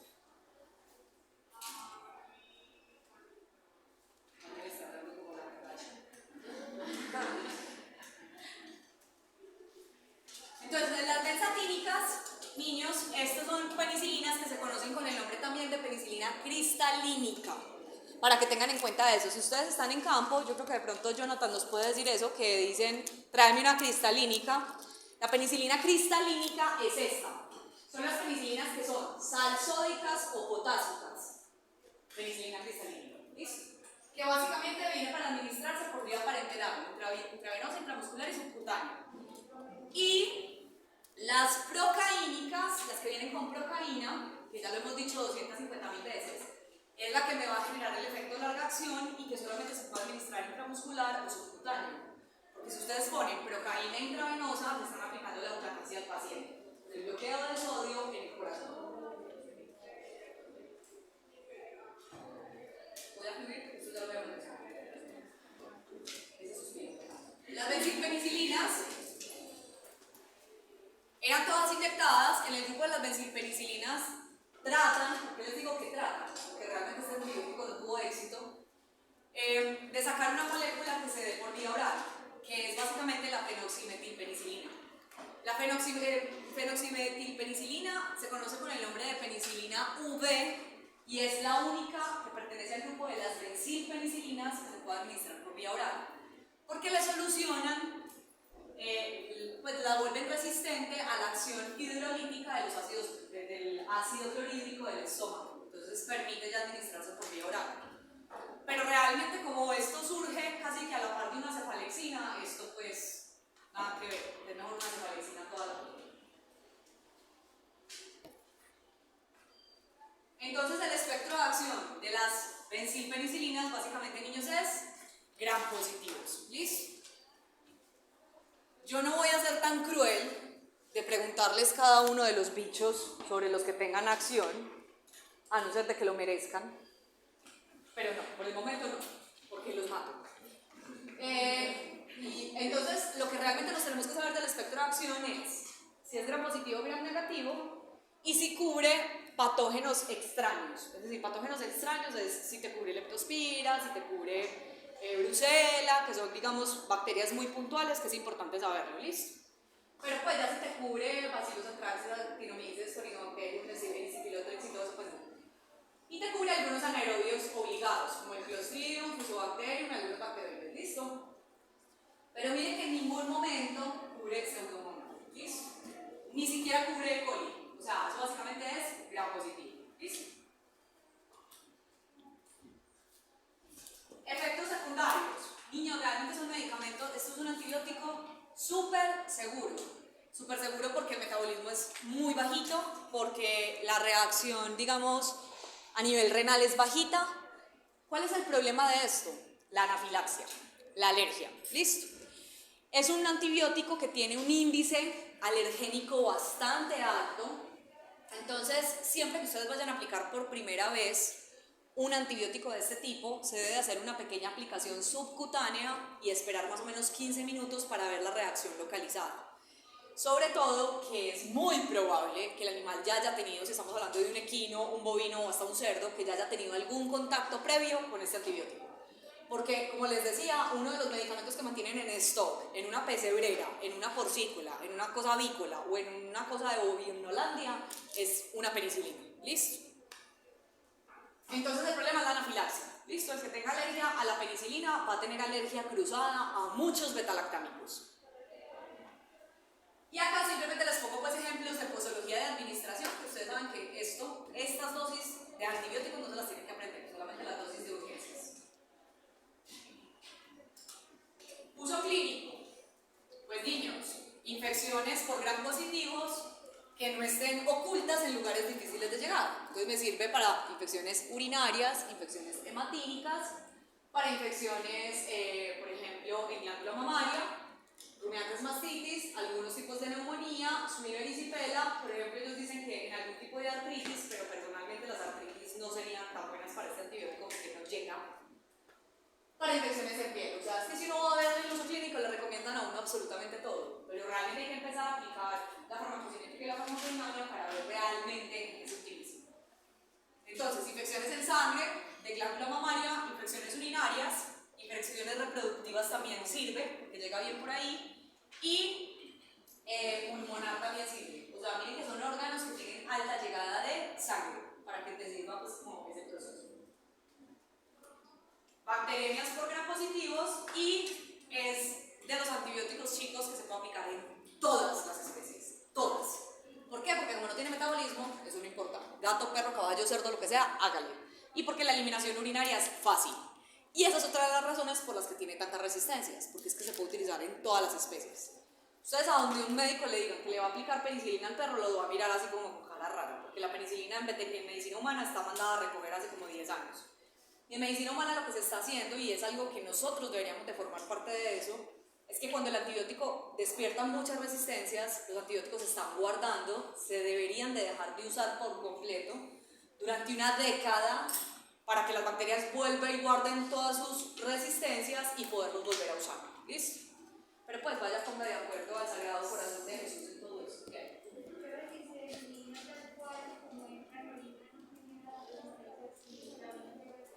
Se inactiva de forma inmediata cuando cae como en tierra, piso, lo que sea. Ahí sí se inactiva. Dime, Juan. No hay una relación de lo que he visto que se usa mucho cantidad de medicamentos de la penicilina. ¿Cómo, Juan? Se utiliza mucha cantidad de penicilina para tratamiento, desde 16, 15 hasta 18 o 20 ml de penicilina. Por las concentraciones de los medicamentos. No sé, la verdad, ahí químicamente uno tendría que preguntar qué pasa con la estructura química de eso, que la tienen que hacer así y no la pueden hacer tan concentrada. Ahí sí tocaría hablar con un químico farmacéutico. Pero sí, es muy particular porque los volúmenes de aplicación son una cosa impresionante. Es uno casi que 2 y 3 ampollas por animal. Pues porque se utiliza en gratis. Son 18, 20, 25 y es más. He escuchado en clínica hasta casi 45 ml de penicilina por animal. ¿Y por qué el rango de aplicación es súper alto? O sea, tú ves el plan siempre se dice que está, así que desde de acuerdo a la especie, pero varía más o menos, de 15.000 a 50.000 unidades internacionales por kilogramo de peso, es un rango súper amplio. Y no encuentras un medicamento que tenga una concentración muy alta, no, casi todas las concentraciones son las que hemos visto en los ejercicios, que son de 350.000 unidades internacionales por mililitro. Pero que uno encuentre una concentración de 2-3 millones por mililitro, no la hay, por ejemplo. Como pongo a aplicar 2 centímetros. No sé, tiene de haber algo químico, Juan, pero no te sabría pues, cómo responder eso. El segundo grupo, entonces, son las aminopenicilinas, que es donde está nuestra FREN, la ampicilina y la amoxicilina, que solucionan el despelote de, puedo administrar por vía oral, por vía intravenosa, viene con sabor a fresa, pero no sabe a fresa, me cubre, me cambia el espectro de acción, cubre gram positivos y te va a cubrir, ahora sí, E. coli. Listo, dice, aquí llega el E. coli. Yo, por ejemplo, y esto lo saben pues algunos de ustedes, es que cuando a mí me llega un paciente que tengo sospecha de infección y todavía no me ha salido el cultivo, pero el paciente está con hipertermia, está maluco, está con leucocitosis y tengo que empezar antibiótico ya, empiezo con una aminopenicilina. Porque es un antibiótico suave, es un antibiótico que te cubre lo más común, que es Staphylos, Streptos y E. coli, mientras te sale el resultado de resistencia o de aislamiento bacteriano. Porque hay veces, chicos, no podemos esperar 3 días a que salga un cultivo para empezar a tratar un paciente. Sobre todo si es un paciente que la orina literal es sangre, pus, o sea, yo no puedo hacer eso, yo tengo que empezar el tratamiento ya. O si tiene una pielonefritis, porque me lo va a matar la pielonefritis, listo. Entonces este es como el grupo de antibióticos que uno dice, tomo las muestras, mando a cultivo, arranco antibiótico, listo. O si es un hermoso y bello cachorro o un paciente chiquitito, un potrico, ojalá por primera vez que va a tener contacto con un antibiótico, empezar con este grupo antibiótico. O pues si es potro, podría ser penicilina también. Entonces, gram positivo y algunos gram negativos nos facilitan la administración, son súper baratos, tienen poca toxicidad porque siguen teniendo el mismo comportamiento metabólico de la penicilina, ¿listo? O sea, poco metabolismo, una eliminación sencilla. Y tenemos que acá está amoxicilina, ampicilina, pivampicilina, vacampicilina y talampicilina. Si lo que uno tiene en la cabeza, básicamente amoxi y ampi, pero todos esos otros son genéricos que pertenecen a este grupo. Ahora, resulta que la amoxicilina me va a dar mejores concentraciones plasmáticas en pequeñas especies y la ampicilina me va a dar mejores concentraciones plasmáticas en grandes especies. Pasa, niños, que yo hay veces mando amoxi o ampi, no hay ningún problema, pero lo ideal sería que si es gato o perro, ojalá fuera amoxicilina. Si es caballo, ojalá fuera ampicilina. Te da una concentración plasmática mejor, te da un mejor nivel del antibiótico. Pero, ay, doctora, es que tengo amoxicilina y es un caballo, pues dele amoxicilina, tampoco va a pasar nada, pero sería más efectiva la ampicilina. ¿Listo? Bueno, tienen un espectro similar a la amoxicilina. Acá entonces lo que les digo. Si lo voy a manejar por vía oral, en grandes especies, ampicilina, en pequeñas especies, amoxicilina. Nos va a cubrir vías negativas como E. coli, y acá está. Cubre un espectro de acción mucho mejor sobre gram positivos comparado con la penicilina. Te cubre super bien estreptococos, estafilos, te cubre bacilos y te cubre E. coli. Y una que otra salmonela mal parqueada por ahí. Y te cubre anaerobios como el Bacteroides fragilis, productor de beta-lactamasas. Si yo ya tengo muchas beta-lactamasas, no puedo utilizar la amoxicilina sola, sino que tengo que utilizar la amoxicilina más ácido clavulónico. El ácido clavulónico nos va a bloquear las enzimas. Recuerden que si es un paciente por primera vez en contacto con una bacteria, yo no tengo por qué mandarle un clavamox. El clavamox es el nombre comercial para la amoxicilina con el ácido clavulónico, sino que puedo mandar amoxicilina sola. ¿Listo? Porque técnicamente no ha tenido el contacto para tener la resistencia. La administración, entonces oral y parenteral. Si es parenteral, la biodisponibilidad es del 100%, si es oral no va a ser del 100%, pero es por encima del 80%, es bastante alto. Son estables en medio ácido, y esto es lo que les dije, lo de la amoxicilina y la ampicilina, de las grandes y las pequeñas. Los efectos secundarios similares a la penicilina. Entonces, si yo soy alérgico a la penicilina, yo soy alérgico a la amoxicilina. Si yo soy alérgico a la penicilina, soy alérgico a la ampicilina. Si el paciente es alérgico a la ampicilina, es alérgico a la penicilina. ¿Listo? Es reacción cruzada en la parte de alergia. Y los efectos secundarios, como siempre les he dicho, díganme el efecto secundario, vómito y diarrea. Pues, de todo.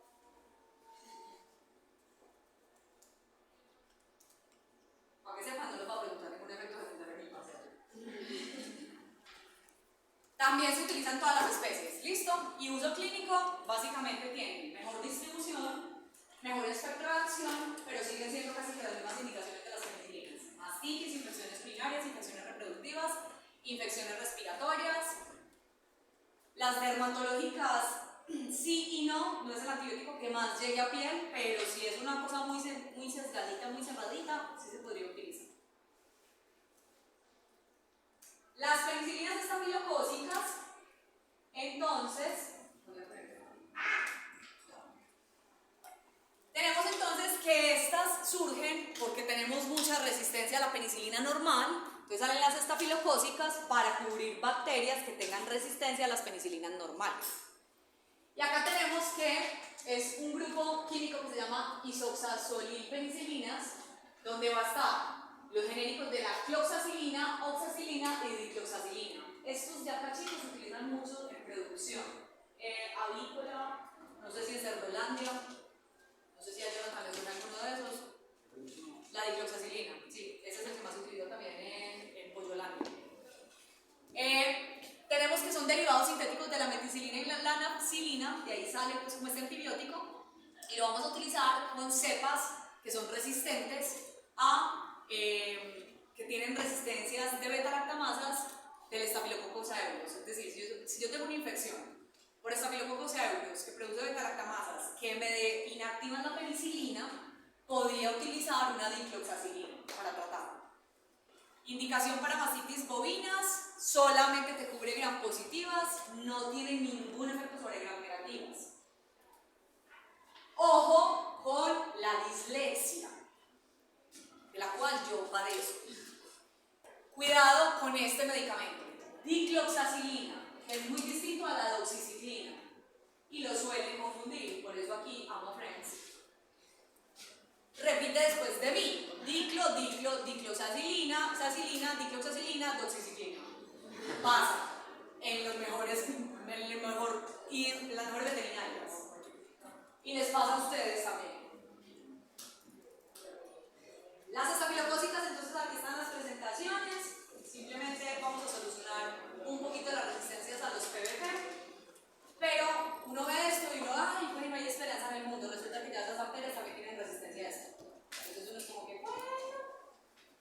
Administración oral apropiada parenteral, de esa dicloxacilina viene una para dar con alimento o dilución en agua para manejar en explotaciones. Siempre que se manejan en explotaciones, la mayoría, si es una piara o un galpón completo, usted no puede inyectar gallina por gallina. Entonces hay que administrar eso en agua o en alimento. ¿Listo? Las antihistamónicas, entonces este grupo nos va a solucionar básicamente el gram negativo. Estas, por ejemplo, ya se van para el otro lado. Estas son penicilinas que no te cubren gram positivos y solamente te cubren gram negativos, teniendo solamente efectividad sobre pseudomonas, por ejemplo. Entonces atraviesa la barrera externa del gram negativo, como la pseudomonas, te cubre proteus y te cubre enterobacter. Tenemos que acá hay dos subgrupos químicos donde están las carboxipenicilinas y las ureidopenicilinas. Cada uno de estos grupitos tiene genéricos. Entonces las carboxipenicilinas tienen la carpenicilina y la picarcilina. Y el ureidopenicilina tiene la piperacilina, asflocilina y la mesclocilina. Entonces, niños, desde lo que yo llevo trabajando urinario, que ya es un buen tiempo, yo soy de las personas que más he hecho énfasis en hacer cultivos y manejo respetado y, digamos, lógico de los antibióticos, de no manejar un antibiótico porque sí, porque no. Y casi que, digamos que el laboratorio en la parte de microbiología con cultivos y todo, hemos crecido los dos de la mano. Yo me sentaba a hablar con Cristina, que es una de las que trabaja en el laboratorio, donde ninguno de los cultivos que he mandado a hacer me han salido sensibles a piperacilina. Ninguna Proteus, ninguna Pseudomonas. En 10 años. Eso es demasiado. Entonces, a lo que voy con esto es que todos lo plantean como una maravilla, pero uno va a la clínica y en cultivos la piperacilina es un antibiótico fuerte, es un antibiótico, digamos, chévere, pero nunca lo hemos podido utilizar porque nunca me ha salido sensible. Nunca. Y cada semana puedo mandar a hacer prácticamente 4 o 5 cultivos de orina en pacientes. Entonces, miren que la piperacilina es de las que viene en conjunto con el tazobactam, por ejemplo, si hay producción de beta-lactamasas. Este grupo de antibióticos solamente viene para administrarse por vía parenteral, no viene para vía oral.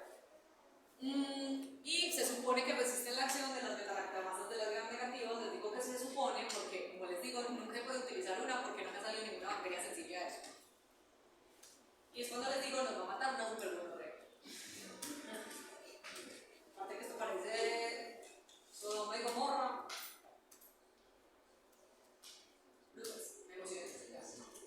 Bueno, entonces no hay preparados por vía oral, la biodisponibilidad es muy baja si se administra por vía oral, por eso se tiene que dar intravenoso y se indica para infecciones urinarias, por eso les digo que me pidan ese antibiótico para ver si no servía, ya lo dejé de pedir. O sea, en 10 años no me ha salido ninguna bacteria sensible, tengo que seguir ese antibiótico. Y resistentes pues a otros antibióticos previos supuestamente. Los inhibidores de las beta-lactamasas, chicos, que ya les he dicho por 18ª vez, esto no tiene un efecto sobre la bacteria, esto tiene un efecto protector sobre el antibiótico para que la bacteria no lo dañe. Solamente sirve cuando es productora de beta-lactamasas. Ay, es que cambió la bomba de flujo. No, cambió el punto de unión. No sirve. Solamente sirve cuando la bacteria es productora de beta-lactamasas. Y los cultivos que les mostré ayer por concentración inhibitoria mínima te reportan si la bacteria es beta-lactamasa productora. O sea, te dicen, está produciendo beta-lactamasas, o si es metilcilina resistente, que es resistente a ciertos tipos de penicilina. O sea, te lo dicen también. Entonces, no tienen acción bacteriana por sí mismas. Son básicamente el ácido clavulónico, el sulbactam y el tazobactam. Son estas tres. La sultamicilina es ampicilina sulbactam. El clavamox es amoxicilina más ácido clavulónico. Y la piperacilina con tazobactam, que la acabamos de ver. ¿Listo? Pero nunca la pueden utilizar. Misma distribución y eliminación de las penicilinas que estábamos hablando. Esto es la repetición de la repetidera. ¿Qué es importante saber? Que por 2 moléculas de amoxicilina en el preparado viene una molécula de ácido clavulónico. Por 15 moléculas de ticarcilina viene una molécula de ácido clavulónico. ¿Listo? O sea, la proporción cambia de acuerdo al antibiótico que estamos utilizando.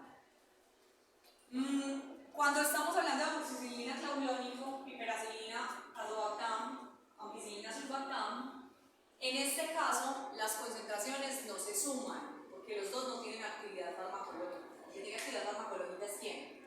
La amoxicilina, la ampicilina es el antibiótico.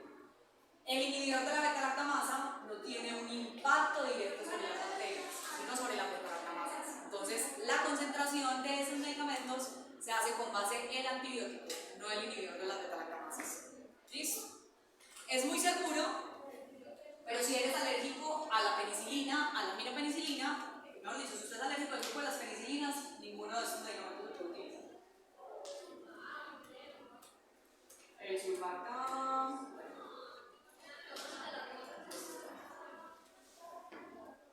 Vamos a hablar de beta-lactámicos, que surge el grupo que sigue, que es las cefalosporinas. Eso pasaba hasta que yo me fui a licencia de maternidad. Volverá a pasar. Entonces, después de las penicilinas surge un grupo maravilloso, que es un grupo en el que tratan de resolver todos los problemas farmacológicos de las penicilinas, que son las cefalosporinas. Niños, yo creo que es un grupo recontra abusado, porque sí, porque no hay que pronto. ¿Listo?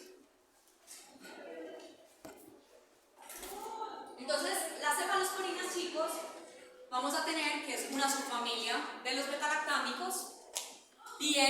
Este nos resuelve muchos problemas porque ya tenemos grupo, digamos, vamos a tener aplicación intravenosa, vamos a tener aplicación oral, vamos a tener que cambiar el espectro de acción, vamos a tener que a medida que incrementamos en generaciones, porque este grupo, las cefalosporinas, tiene 5 generaciones de antibióticos. Primera generación, segunda generación, tercera generación, cuarta generación, quinta generación, etc, etc, etc. Pero según la generación van cambiando el espectro de acción y van mejorando la situación. Tenemos medicamentos, a este grupo pertenecen medicamentos chicos que se consiguen en cualquier farmacia, pero también pertenecen antibióticos que son de uso intrahospitalario restringido.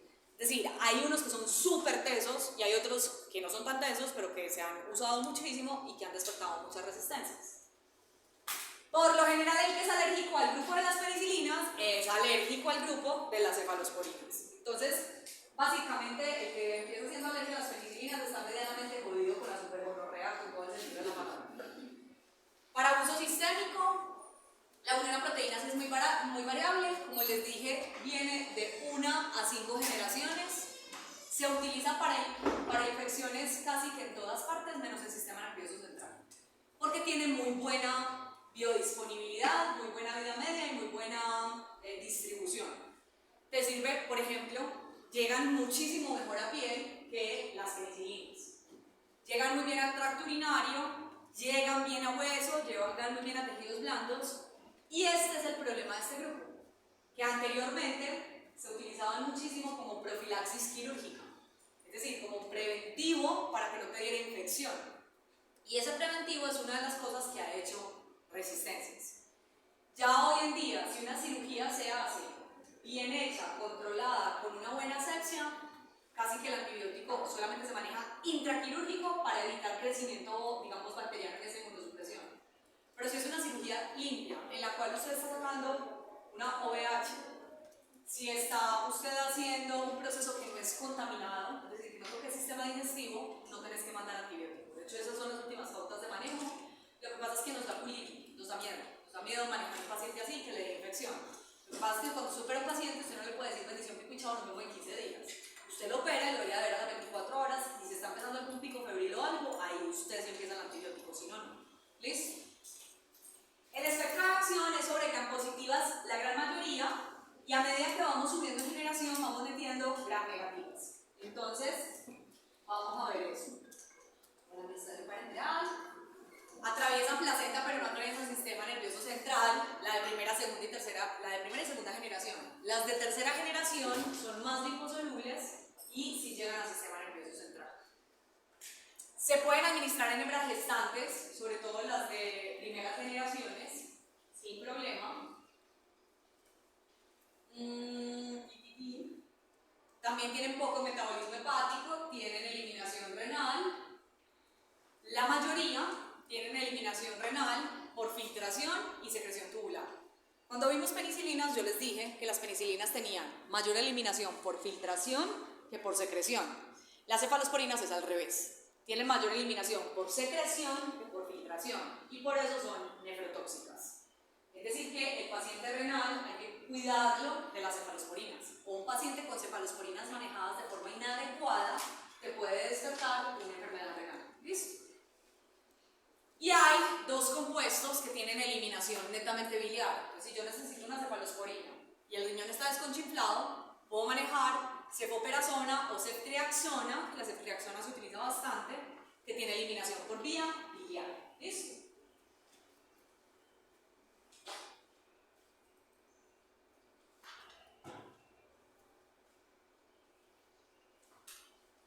El mecanismo de acción ya lo hemos visto 280.000 veces, inhibe la formación de la pared bacteriana. ¿Listo?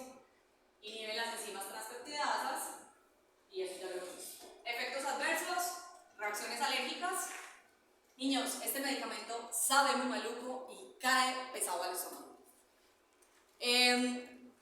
No sé, cuando por allá yo estaba trabajando hace mucho tiempo, me rasguñó un pequeño gatito los dedos.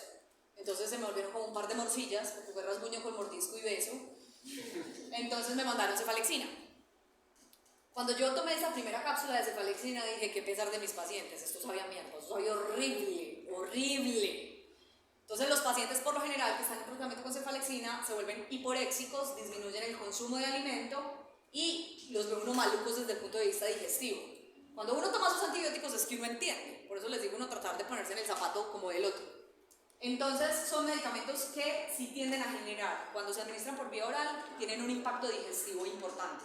Paciente que está con cefalexina, paciente que le dijeron al propietario, medio vomitado, no está comiendo igual, lo veo como más desanimadito con el apetito. ¿Listo?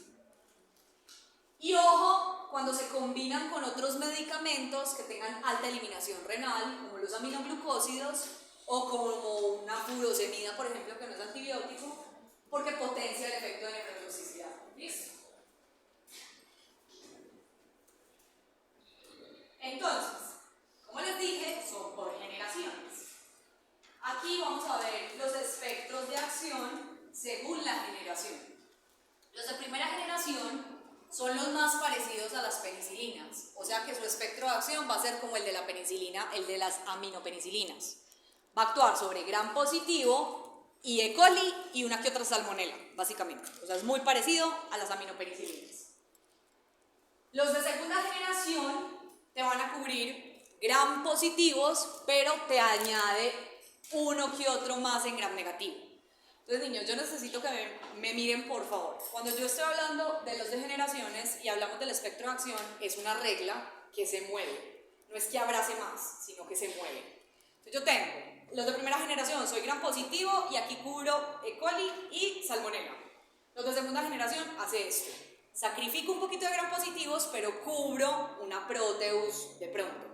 Los de tercera generación hago esto. Te cubro estafilo, te cubro uno que otro estrepto, pero ya te cubro pseudomonas. ¿Listo? Los de quinta generación sí hacen un alargamiento de brazo, porque los de quinta generación son de súper amplio espectro, pero son antibióticos de uso intrahospitalario, que son antibióticos de reserva. Son los antibióticos que están saliendo nuevos, que dicen déjelo allá, que ningún veterinario lo conozca, que ningún dermatólogo lo conozca, a ver si no generamos un mierdero de resistencia.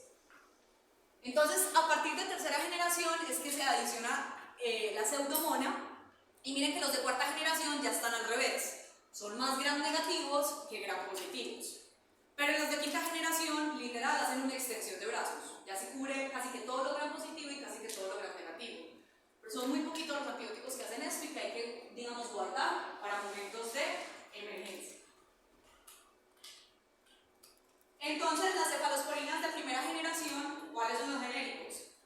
Resulta que en las cefalexinas, en las cefalosporinas hay más de 30 genéricos, solamente en las cefalosporinas. Pero yo no voy a ser tan horrible, tranquilo. Me está mirando ya con cara de pánico. Vamos a hablar de los más comunes. En las cefalosporinas de primera generación está la famosa cefalexina, el cefadroxilo, que son muy comunes, y la cefalotina. Entonces a mí me encanta cuando uno a veces ve, doctora, es que tengo el paciente con cefalotina, pero lo cambié para cefalexina porque es algo mejor. Es como que, no entiendo por qué estás diciendo eso si es básicamente primo hermano. ¿Qué pasa? Si yo tengo un paciente con cefalotina, que la cefalotina básicamente es para aplicación intravenosa, y el paciente lo voy a mandar para la casa con el tratamiento, lo puedo cambiar por cefadroxilo o cefalexina que vienen en presentación oral. Sigue siendo casi que la misma perra experimentada. ¿Listo? Listo, sobre gram positivos y las resistencias antibióticas, pues ya las hemos mencionado. Ahí está, esta cefalexina es de presentación veterinaria, hay cefalexina de presentación humana. ¿Por qué casi siempre mandamos de presentación humana? Pues niños, porque la cefalexina, una tableta de estas vale 2.500 pesos y una tableta de cefalexina de uso humano vale 200 o 500 pesos. Y por ejemplo, el tratamiento de piel, que es con cefalexina, es de un bioderma complejo, puede ser perfectamente 30 días de antibiótico. 30 días de antibiótico, una tableta, yéndonos bien que sea un perrito chiquito, 2 veces al día, o sea, arranquen a su mano. Entonces, también por eso es más fácil mandarlos de presentación humana. Bueno, hay preparaciones orales, inyectables. Como les dije, los que más se utilizan son cefadroxilo, cefalotina, cefalexina y la cefadrina, que viene para uso oral. La cefapirina viene, por ejemplo, para administración intramamaria. Entonces, esto me serviría para mastitis. ¿Listo? Recuerden que si voy a tratar una mastitis, hay que sacar el pus, porque el pus inactiva el antibiótico. Entonces, hay que drenar para poder aplicar el antibiótico intramamario. Las de segunda generación poseen un pecado y es que solamente vienen para aplicación parenteral. Entonces, las de segunda generación casi no las vemos en veterinaria porque solamente se pueden utilizar inyectadas en hospital. Es el cefotetán, ese es uno de los genéricos, donde tenemos el cefaclor, el cefotetán, la cefoxidina y cefuroxima. Se cubren menos gram positivas, se cubren más gram negativas. Miren que acá ya meten Proteus, como les mencioné, y Klebsiella, que las de primera generación no te cubren una Klebsiella. Técnicamente, niños, la idea cuando salen generaciones de antibióticos es que cuando se genera la resistencia a la de primera generación, pasaríamos a las de segunda generación. Si genera la de segunda generación, pasamos a las de tercera generación. Digo técnicamente porque es que eso no se hace. De hecho, he visto muchos pacientes que por primera vez tienen contacto con un antibiótico y de una arrancan con una cefalosporina de tercera generación, que es este que viene acá. La tercera generación, entonces ya dijimos que se sacrifica más gram positivo, pero sigue teniendo efecto sobre gram positivo, y en gram negativo ya mete pseudomonas. Acá está el famoso Ceftiofur, digo famoso porque es que en grandes lo aman eternamente, en cirugía lo aman, y vuelvo y les digo, en vez de aplicar una ceftriaxona, en vez de aplicar una cefalexina de primera generación en un paciente que lo van a castrar y que es cachorro de 8 meses, arrancan de una con un Ceftiofur. Eso no debería ser así. ¿Listo? Y este cefovecin, que es este que está acá, que es el Convenia, esto apenas va a perder licencia en estos días. Este es el único compuesto que tiene cefovecin, la única marca comercial es de Pfizer, se llama Convenia. Es un antibiótico de depósito de amplio espectro que es de tercera generación y que vos lo aplicas y te cubre 14 días de antibiótico de batacazo, ¿cierto? Entonces uno dice, qué maravilla, pero eso genera resistencias. Esto, por ejemplo, para mí, que tengo un paciente con pielonefritis, una situación gato-pantera, que lo tengo que tratar y el propietario me dice, no le puedo dar antibiótico todos los días, me va a matar, es una solución. El problema es que ante cualquier barro mal parqueado le estaban mandando eso. Entonces, y arrancaban de una con cefalosporinas de tercera generación. Si te genera resistencia a la cefalosporina de tercera generación, ya no uses una de primera generación, porque ya vas a tener resistencia. ¿Listo? Entonces, Ceftiofur, cefovecin y ceftriaxona, que son 3 antibióticos que uno escucha repetitivamente, que nunca se deberían utilizar como primera opción, a no ser de que literal ya el paciente lo amerite por el manejo del paciente como tal. Tienen vida más prolongada. Niños, ojo que los antibióticos de depósito, una vez se aplican, yo no tengo cómo quitar eso, no tengo cómo revertirlo. Entonces, por ejemplo, un paciente renal descompensado con un cefovecin, lo maté. Pero un paciente renal, digamos, porque tiene alta eliminación urinaria, acuérdense que se secreta acumuladamente, pero si está estable y hacemos unas buenas hidrataciones y el paciente igual necesita matar la bacteria por X o Y motivo, puedo utilizar el cefovecin. ¿Listo? Las de cuarta y quinta generación, entonces, cefalosporinas de cuarta generación, donde tenemos la cefepima y ceftinoma. Recuerden que este ya se invierte el espectro. Aquí ya es gram negativo y menos gram positivo.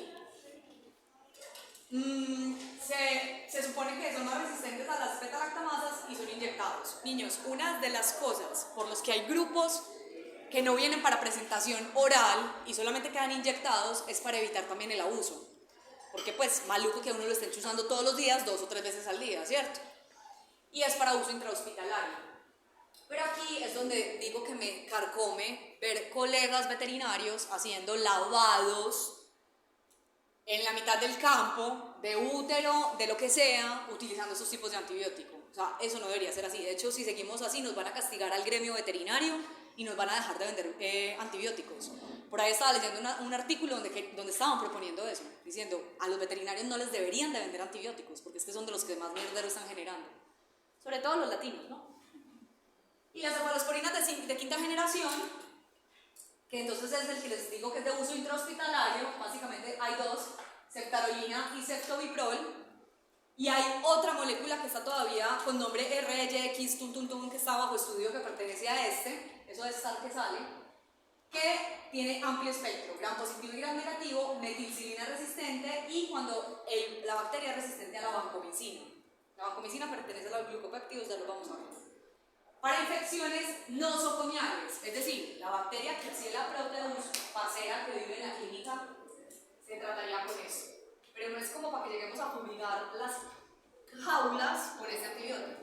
Es cuando la bacteria nosocomial infecta al paciente. ¿Listo?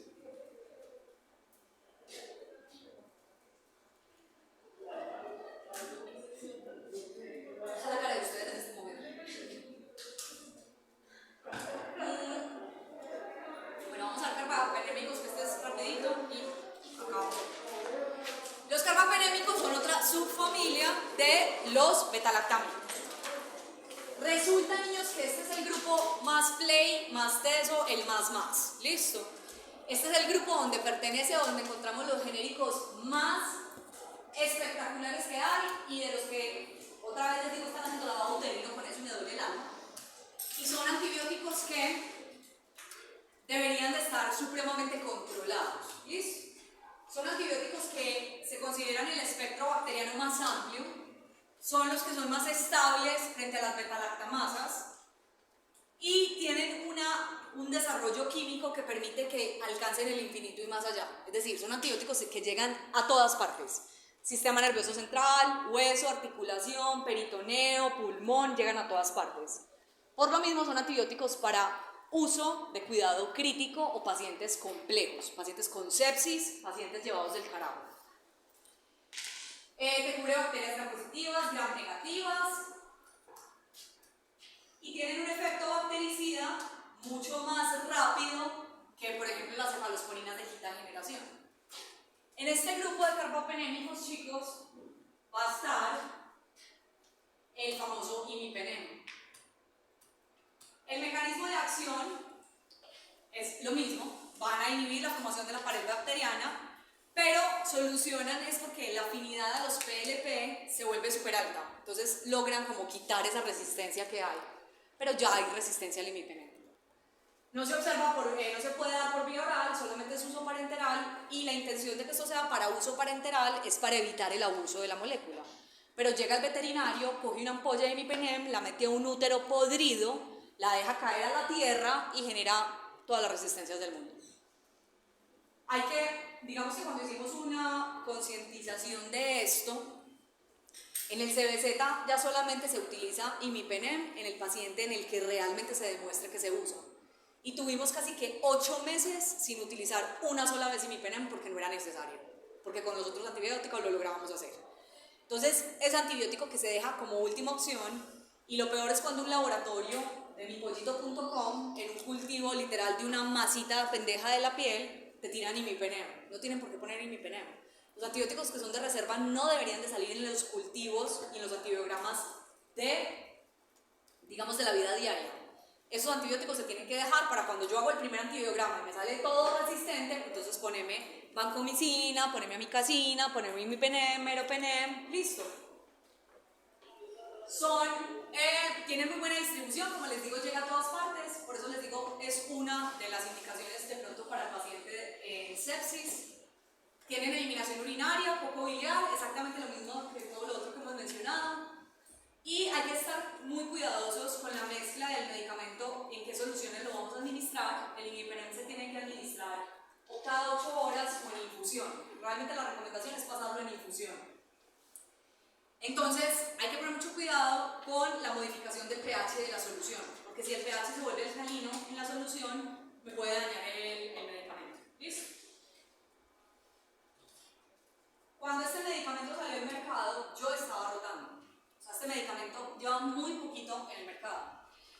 Este medicamento salió al mercado en el 2010.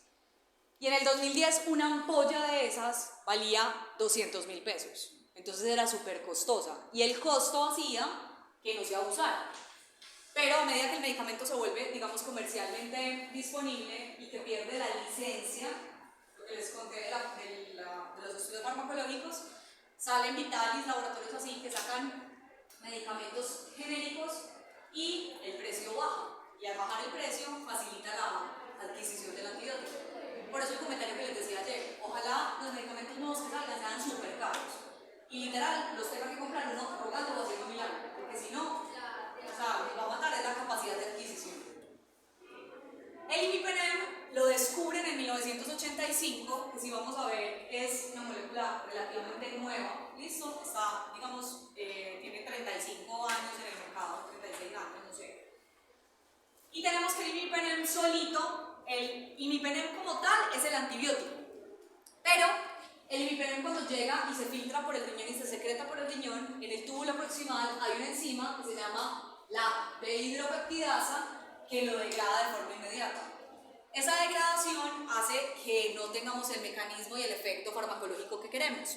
Entonces le meten un casco, le ponen la cilastatina. La cilastatina va a ser un casquito que va a inactivar esta enzima para que el imipenem se reabsorba, porque el imipenem tiene recirculación renal, es decir, el imipenem llega al riñón, se filtra, se secreta y vuelve y se reabsorbe. Por esa misma característica es importante cuidar el riñón, ¿listo? Porque hace un efecto importante sobre el riñón. Tenemos que esta cilastatina disminuye la degradación del imipenem, que cuando ese imipenem se degrada, produce básicamente sustancias tóxicas. Entonces esto lo que hace es evitar esa degradación tóxica. Y aumenta la concentración del medicamento en la orina y la recirculación del medicamento. En su momento cuando salió, era el antibiótico más potente, se sigue considerando uno de los antibióticos más potentes, pero ya no cubre estafilococos metilcilina resistentes. El estafilococo metilcilina resistente es un mierdero y es un problema grave. Viene como sal sódica para aplicación intravenosa y venía como suspensión para aplicación intramuscular. Ya hace por ahí 5 años no se consigue. Adivinen por qué. Para evitar la resistencia. Porque algo que se aplique intramuscular se maneja mucho más fácil y más sencillo que algo que se aplique intravenoso. Yo, por ejemplo, soy capaz de inyectarme, autoinyectarme intramuscularmente al lado. Cuando uno es sádico, esto es una cosa. No me gusta el dolor. Después del imipenem, surge otra molécula que es el meropenem, que surge en 1996, donde solucionan el problema de la enzima. Ya no necesita venir con cilastatina para que no se degrade en el riñón. El meropenem solito ya es capaz de sobrevivir el medio renal, de no degradarse. Digamos que el espectro de acción sigue siendo muy parecido al imipenem, el volumen de distribución sigue muy parecido al del imipenem. La diferencia es que este sí lo siguen manteniendo en un estatus de no le baje el precio, déjelo carito. ¿Listo? O sea, lo están manteniendo ahí.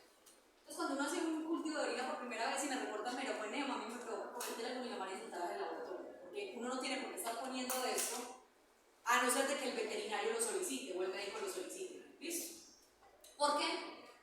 Una persona que es facilista, una persona que no le gusta estudiar, una persona que es ignorante, para no decirle de otra forma, ve el meropenem y eso es más caro, es por cobrar más. Entonces aplica meropenem en el paciente para solucionar el problema y para ganar más plata. Eso éticamente está de mal. Y después sale otro que es el ertapenem, que sale en el 2001, donde va a mejorar el proceso de resistencias. Vamos a tener que va a ser efectivo contra bacterias productoras de beta-lactamasas de amplio espectro. Y después sale el doripenem, que sale en el 2009. Uso intrahospitalario de los 4. Casi que el ertapenem y el doripenem no se, digamos, publican tanto. O sea, los tienen completamente guardados con los de las cefalosporinas de quinta generación para la supergonorrea. ¿Listo? Ahí está, doripenem. Efectos adversos, diarreas, vómitos, puedes tener efecto de neurotoxicidad, no siempre se manifiesta, pero puede estar. Y el problema es que si vos tenés la supergonorrea y sos alérgico a las penicilinas, sos alérgico al carbapenémico, o sea que estás llevado. El paciente que es alérgico a la penicilina sigue siendo alérgico a los carbapenémicos hasta el doripenem, o sea que está fregado por ese lado. ¿Listo? Dorivax, ese es doripenem. Bueno, y vamos a dejar acá porque ya creo que están cerebralmente tostados. Ahorita les publico en plataforma ¿A qué horas vamos